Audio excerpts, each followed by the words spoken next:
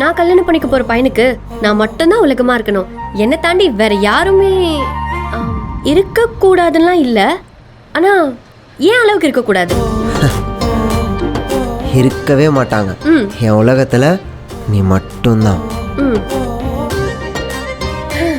அம்மா நீ எது கேட்கணும்னு சொன்னியே, கேளு. அதுவா,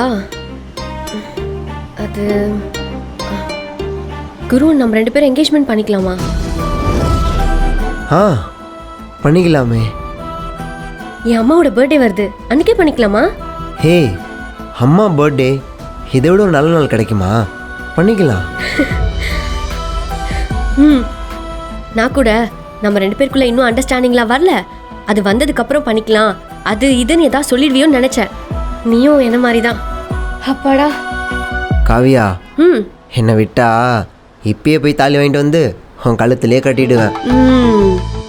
அப்படி? ஆமா. சரி, ஓகே. அப்போ இப்பவே போய் தாலி வாங்கலாமா? அப்பா வா போலாம். வா.